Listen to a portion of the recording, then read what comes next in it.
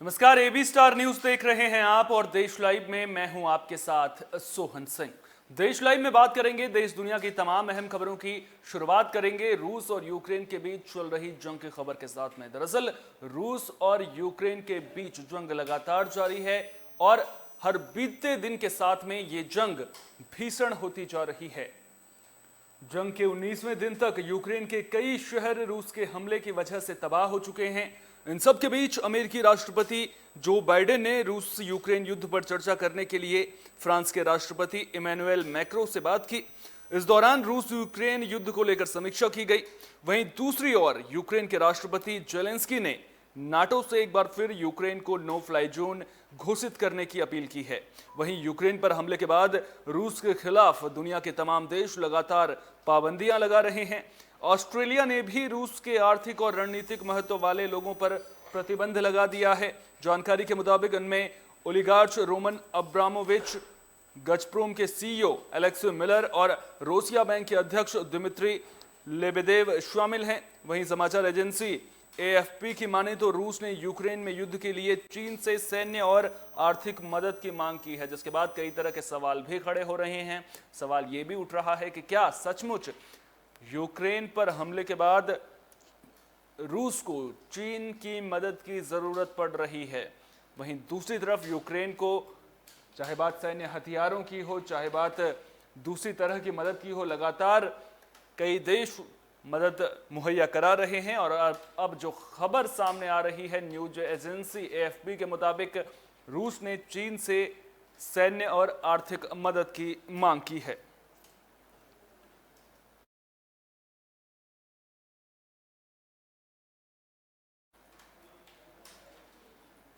तो रूस और यूक्रेन के बीच जंग लगातार जारी है। आज जंग का 19वां दिन है और इस बीच जेलेंस्की ने नाटो को वार्निंग दे दी है। एक बार फिर से जेलेंस्की ने यह मांग की है कि नाटो यूक्रेन को नो फ्लाई जोन घोषित करे। नाटो देशों को आगाह करते हुए जेलेंस्की उनसे उचित कदम उठाने की भी लगातार मांग कर रहे हैं। जेलेंस्की का कहना है कि अगर नाटो देश वक्त रहते उचित कदम नहीं उठाते तो रूस उसके सदस्य देशों को निशाना बनाना शुरू कर देगा। जेलेंस्की ने ये बातें एक वीडियो जारी करके कही हैं। उन्होंने एक बार फिर नाटो से यूक्रेन को नो फ्लाई जोन घोषित करने की भी गुहार लगाई है। जेलेंस्की का यह बयान रूस के उस हमले के एक दिन बाद जारी किया गया है जिसमें रूसी सेना ने पोलिस बॉर्डर के करीब यूक्रेनी मिलिट्री बेस को निशाना बनाया था। जेलेंस्की ने कहा कि अगर नाटो ने यूक्रेन को नो फ्लाई जोन घोषित नहीं किया तो वो वक्त दूर नहीं है जब रूसी मिसाइलें नाटो क्षेत्र पर गिरने शुरू हो जाएंगी। जेलेंस्की ने अपने वीडियो मैसेज में यह भी कहा कि उन्होंने पिछले साल भी नाटो को चेतावनी दी थी। तब उन्होंने कहा था कि बिना प्रतिबंधों के रूस युद्ध शुरू कर सकता है और नॉर्ड स्ट्रीम 2 पाइपलाइन को एक हथियार की तरह भी इस्तेमाल कर सकता है। तो जो मदद जेलेंस्की को नाटो देशों से चाहिए थी, जिस मदद की दरकार जेलेंस्की को नाटो देशों से थी, वो मदद नाटो देशों की ओर से जेलेंस्की को नहीं मिल पा रही है। ना ही यूक्रेन को अब तक नो फ्लाई जोन घोषित किया गया है, जिसके बाद अब जेलेंस्की नाटो देशों को वार्निंग देते हुए नजर आ रहे हैं। साफ तौर पर उनका कहना है कि अगर वक्त रहते सही कदम नाटो देशों की ओर से नहीं उठाया गया तो वक्त वो भी दूर नहीं है जब नाटो के सहयोगी देशों पर उनके क्षेत्रों में भी रूसी मिसाइलें गिरती हुई नजर आएंगी।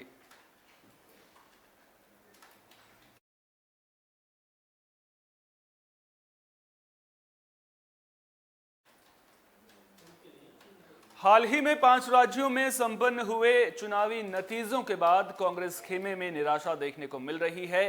कांग्रेस में इस हार को लेकर मंथन का सिलसिला लगातार जारी है और इन सब के बीच कांग्रेस के वरिष्ठ नेताओं में भी कोल्ड वॉर शुरू हो चुका है। इन सब के बीच पूर्व मुख्यमंत्री हरीश रावत ने कहा है कि यह वक्त गहराई से विश्लेषण का है और अगर चूक इंचार्ज लेवल पर हुई है तो उन्हें सजा मिलनी चाहिए। जिस भी लेवल पर चूक हुई है उनको सजा मिले, लेकिन अगर हम सीधे ये कह दें कि सबको इस्तीफा देना चाहिए तो वो ठीक नहीं रहेगा। रावत ने इस दौरान प्रियंका गांधी की भी तारीफ की और कहा कि प्रियंका गांधी ने चुनाव में मेहनत की है और इसकी साक्षी पूरी दुनिया है।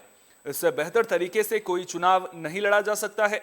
बता दें कि उत्तराखंड में कांग्रेस की करारी हार के बाद लगातार सवाल उठ रहे हैं। इतना ही नहीं, कांग्रेस खेमे में हरीश रावत को लेकर भी सवाल खड़े हो रहे हैं। अब उनके इस बयान के बाद कई तरह के सवाल हरीश रावत पर दोबारा खड़े हो रहे हैं। सबसे बड़ा सवाल तो ये कि क्या वो प्रियंका गांधी को ढाल बनाकर अपना बचाव करने की कोशिश कर रहे हैं। यह सवाल इसलिए क्योंकि एक तरफ प्रियंका गांधी की तारीफ करते हुए नजर आ रहे हैं, दूसरी तरफ उनका कहना है कि इंचार्ज लेवल पर अगर चूक हुई है तो सजा मिलनी चाहिए। दरअसल उत्तराखंड में कांग्रेस को बड़ी उम्मीदें थी।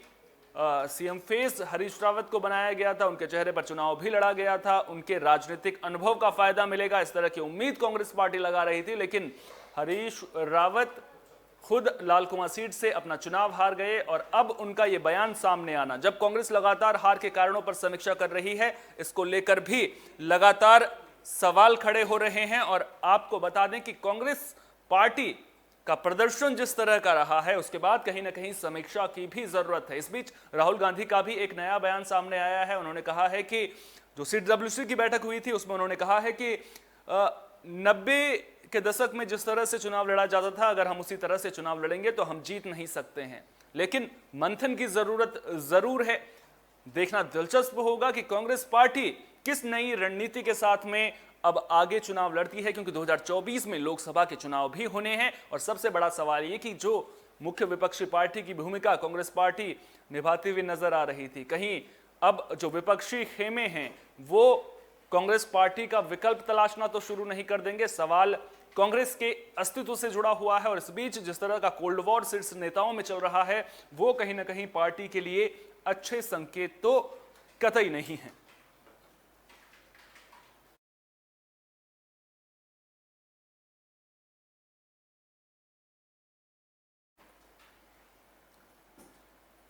पिछले साल छठ के दौरान यमुना नदी की तस्वीरें सामने आई थी और उन तस्वीरों के बाद कई तरह के सवाल खड़े हो रहे थे।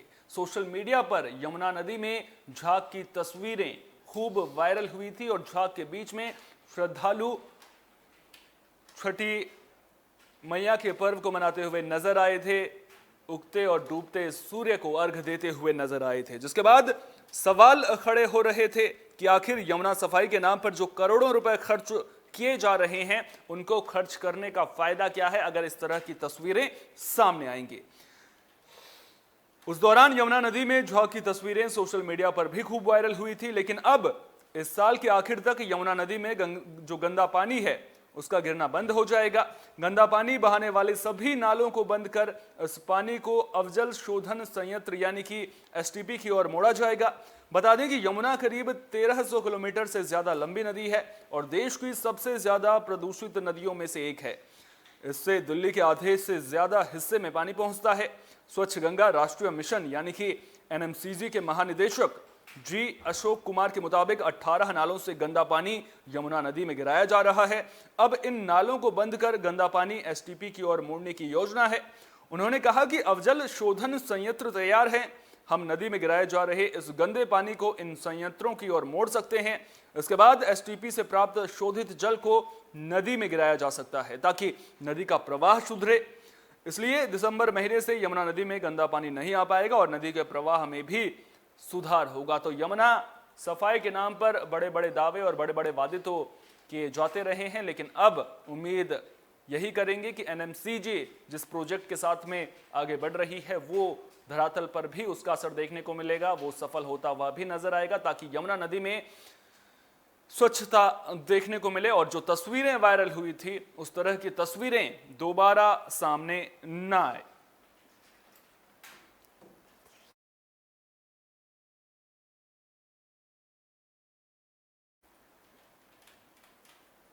बुलेटिन के आखिर में बात ऋषभ पंत के रिकॉर्ड की भी कर लेते हैं। दरअसल ऋषभ पंत ने भारत और श्रीलंका के बीच चल रहे डे नाइट टेस्ट मैच में एक रिकॉर्ड हासिल कर लिया है। आपको बता दें कि ऋषभ पंत इस दौरान दूसरी पारी में धुआंधार बल्लेबाजी करते हुए नजर आए। श्रीलंका के खिलाफ डे नाइट टेस्ट की दूसरी पारी में ऋषभ पंत ने बल्लेबाजी में नया रिकॉर्ड बनाया है। पंत ने इस मैच में 31 बॉल पर 2 छक्के और 7 चौकों की मदद से 50 रनों की पारी खेली। हालांकि पंत ने अपनी 50 28 गेंदों पर ही पूरी कर ली थी, जो भारत की ओर से टेस्ट क्रिकेट में सबसे तेज है। और इस पारी को खेलने के साथ ही पंत टेस्ट क्रिकेट में भारत की ओर से सबसे तेज अर्धशतकीय पारी खेलने के मामले में पहले नंबर पर आ गए हैं। ऋषभ पंत से पहले यह रिकॉर्ड कपिल देव के नाम था। कपिल देव ने साल 1982 में पाकिस्तान के खिलाफ कराची में सिर्फ 30 गेंदों में हाफ सेंचुरी लगाई थी, लेकिन ऋषभ पंत ने 28 गेंदों में अर्धशतक लगाकर कपिल पाजी का 40 साल पुराना रिकॉर्ड भी तोड़ दिया है। टेस्ट क्रिकेट में अगर सबसे तेज अर्धशतक लगाने का रिकॉर्ड की बात करें तो पाकिस्तान के बल्लेबाज मिसबाह-उल हक के नाम पर यह दर्ज है। उन्होंने 2014 में ऑस्ट्रेलिया के खिलाफ 21 गेंदों पर यह कमाल किया था। वहीं इस मामले में दूसरे नंबर पर डेविड वार्नर हैं, जिन्होंने पाकिस्तान के खिलाफ 2017 में 23 गेंदों पर अर्धशतक लगाया था। तो वहीं 2005 में जिम्बाब्वे के खिलाफ 24 गेंदों पर अर्धशतक लगाकर जैक कैलिस तीसरे नंबर पर हैं। और अगर भारत के लिए बात करें तो भारत के लिए ऋषभ पंत टेस्ट क्रिकेट में सबसे तेज अर्धशतक लगाने वाले बल्लेबाज बन गए हैं।